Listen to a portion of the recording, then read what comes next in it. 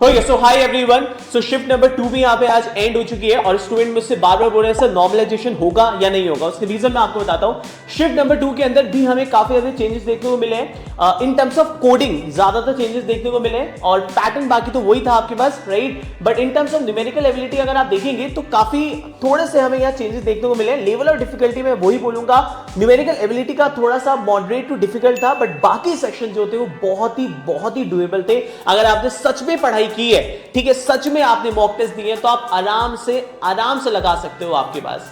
सो यहां पे इस बार सेकंड शिफ्ट की अगर हम बात करते हैं न्यूमेरिकल एबिलिटी के अंदर कौन कौन से टॉपिक्स की वेटेज ज्यादा थी, तो वो आपके पास हो गया प्रॉफिट एंड लॉस, पार्टनरशिप से एक क्वेश्चन था, कंपाउंड इंटरेस्ट आपके पास हो गया, सिंप्लीफिकेशन से इस बार यहां 2 से 3 क्वेश्चन थे, जबकि पहले वाले शिफ्ट में देयर वाज ओनली 1 क्वेश्चन। फिर एजेस हो गया, पार्टनरशिप परसेंटेज हो गया, ये आपके पास था, राइट। सो यहां पे मीडियम टू हार्ड लेवल ही बोलूंगा, मतलब मॉडरेट टू डिफिकल्ट ही रहेगा in terms of numerical ability. Logical it was very easy, आप स्टूडेंट का फीडबैक देख सकते हो, it was very easy. Circular arrangement आपके पास था, लीनियर अरेंजमेंट आया था, coding and decoding, Chinese coding were also there. Sir आपने जो कराया था a plus B A is the father of B, इस टाइप के क्वेश्चन थे जो मैंने आपको मॉक टेस्ट में किया था। सिलोजिज्म से 2 क्वेश्चन आपके पास थे।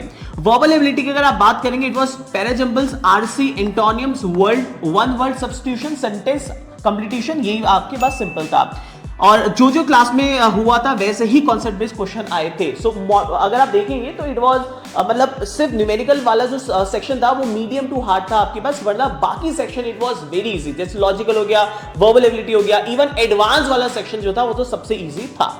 कोडिंग के अंदर यहाँ पे एक जो सबसे अच्छी बात थी शिफ्ट नंबर 2 के अंदर हमें जो देखने को मिली वो ये मिली, कोडिंग क्वेश्चन फर्स्ट वाला यहाँ पे अगर आप देखेंगे ये आपके पास इजी लेवल का आया था। जबकि अगर शिफ्ट नंबर 1 में आप देखेंगे तो वहां पे पहला क्वेश्चन भी बहुत ज्यादा लैंग्वेज में बहुत ज्यादा अजीब सा था, जिसमें बहुत सारे स्टूडेंट को अंडरस्टैंडिंग के लिए बहुत बड़ा चैलेंज हुआ। सेकंड क्वेश्चन भी डिफिकल्ट था, बट यहां पे पहला क्वेश्चन बहुत डुएबल था। मैक्सिमम लोगों ने पहला क्वेश्चन आराम से किया होगा।